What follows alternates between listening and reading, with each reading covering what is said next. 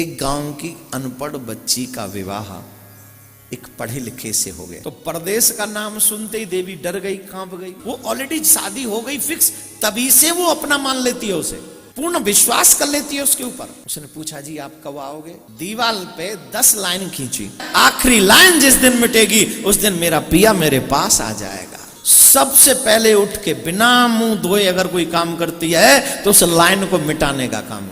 एक गांव की अनपढ़ बच्ची का विवाह एक पढ़े लिखे से हो गया। ध्यान से सुनना। जैसे ही शादी हुई उसके 2-4-10 दिन बाद पति ने कहा कि देवी मुझे परदेश जाना है। तो परदेश का नाम सुनते ही देवी डर गई, कांप गई। क्यों डर गई? बोले पूरा घर परिवार तो हम इन्हीं के पीछे छोड़ के आए हैं और ये भी हमें छोड़ के जा रहे हैं, यही तो हमारे सब कुछ है। और तो वैसे देवियां बहुत जल्दी विश्वास करती हैं अपने पति पे, राइट। बाकी के धीरे धीरे उनके चक्कर में उनके ऊपर, उनके बाद में फिर विश्वास करती हैं सासू पे, ससुर पे, देवर पे, जेठ पे, जेठानी पे, इन सब पे करती हैं। लेकिन 10 दिन में 15 दिन में कितना समझ पाएगी एक नई बहू अपने ससुराल को? कितना? पति को तो वो समझ जाती है एक ही दिन में, क्योंकि उसे मान के वो ऑलरेडी शादी हो गई फिक्स, तभी से वो अपना मान लेती है, उसे पूर्ण विश्वास कर लेती है उसके ऊपर। हाँ जी कि ना जी? लेकिन अब और लोगों को तो इतनी जल्दी नहीं समझ पाती है ना। इसीलिए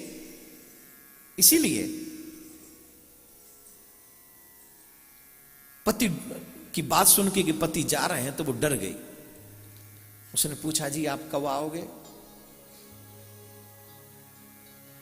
तो देवता बोले 10 दिन में, 10वें दिन आऊंगा। अब देवी थी अनपढ़। देवी ने पूछा जी 10 दिन कितने होते हैं? वो तो पढ़ी लिखी नहीं थी, वो तो अनपढ़ थी। उसने कहा जी 10 दिन कितने होते हैं? तो बोले तुम्हें 10 दिन नहीं पता? बोले नहीं। तो दीवार थी, उसने क्योले से दीवार पे 10 लाइन खींची, 10 लाइन खींची और कहा एक लाइन एक दिन में मिटाना। जिस दिन तुम आखिरी लाइन मिटाओगी उस दिन मैं आऊंगा, ये समझ लो। ठीक। पतिदेव चले गए।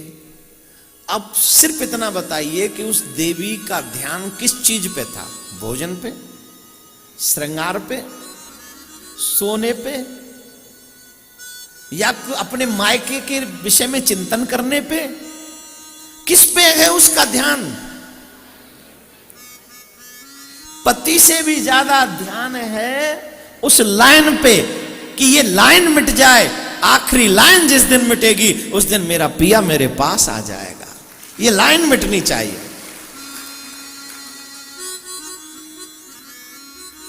सबसे पहले उठ के बिना मुंह धोए अगर कोई काम करती है तो उस लाइन को मिटाने का काम करती है। फिर गिनती अभी और रह गई है, ये भी मिटानी है, ये भी मिटानी है। भगवान से प्रार्थना करती है ईश्वर जल्दी से जल्दी ये लाइन मिटा दे। वो ये नहीं कहती है कि 10 दिन बिता दे, वो लाइन मिटा। भाइयों बहनों, यही कुछ लाइनें मुझे मेरे पिया से मिलने से रोकती हैं। काम, क्रोध, ईर्ष्या, लोभ, मोह, ये सारी लाइनें मेरे इस हृदय रूपी दीवार पे पड़ी हुई हैं। जब तक ये लाइन न मिटे तब तक मेरा पिया मुझे कैसे मिले? अगर कोशिश करनी है पिया से मिलने की तो इन लाइन को मिटाने की कोशिश पहले कीजिए। ना किसी से दोस्ती ना किसी से बैर, कबीरा खड़ा बाजार में मांगे सबकी खैर। ये संत का स्वभाव है, सबका भला हो, द्वेष मिटाओ, क्रोध पे कंट्रोल करो, काम को जीतो। सब नहीं, थोड़ा जितना जी सकते हो उतना जीतो।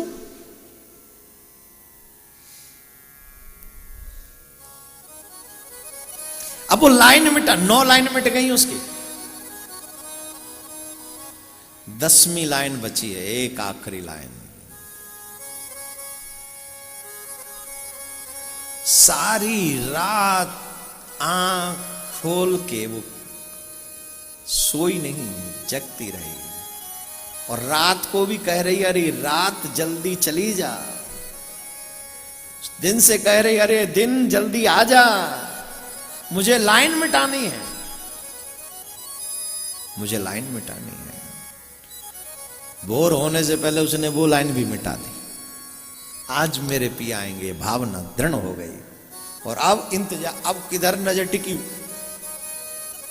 उस रास्ते पे जिस रास्ते पे होके गए थे, बार बार वहां झांक कर आती है, आए कि नहीं, आए कि नहीं। मुझे याद है मेरे बचपन में एक बार मुझे नानी के यहां छोड़ दिया गया 2-4 दिन के लिए। अच्छा, नानी के यहां हमारे संघ का कोई था नहीं, नंसार में भी मन तब लगता है जब संघ के कुछ लोग हों, और ना हमारी नानी के यहां तो सिर्फ हमारे नाना और नानी, दोनों बूढ़े बड़े, कोई और तीसरा था नहीं। अब वहां मन नहीं लगे, अब हमारा मन करे कि गांव चलो, अब छोटे से गांव जाएं कैसे, टम्पू से जाना, तांगे से जाना, पैदल जाना है तो अकेले तो आने। अब रोज नाना से पूछे कि बाबूजी कब आएंगे, बोले बेटा शाम को आएंगे। शाम होने से पहले उस सड़क पे जाके खड़े हो जाएंगे, बाबूजी आएंगे। कसम से ये मेरी जिंदगी का अनुभव है। इतना होता है अपनों से मिलने का चाव। आजकल तो लोगों पे मोबाइल है, निकले कि नहीं निकले, अरे आ रहा हूं बेटा आ रहा हूं, मुझे ये नहीं पता चला तू मेरा बाप है कि मैं तेरा बाप हूं, निकल जाओ, मैं मेरा मन नहीं लग रहा, समझ लो आप। तो आजकल फटकार के उसी दिन बुला ले, है ना। पहले प्रेम भी इसीलिए इतना अच्छा होता था कि उनसे जब दूर कभी 2-4 दिन के लिए भी चले जाओ तो वो बिलख जो थी उनके अंदर में, जो तड़प थी, जो लगन थी, वो उस प्रेम को और मजबूत करती थी। आजकल तो यार फेस टाइम में ऐसी आग लगे,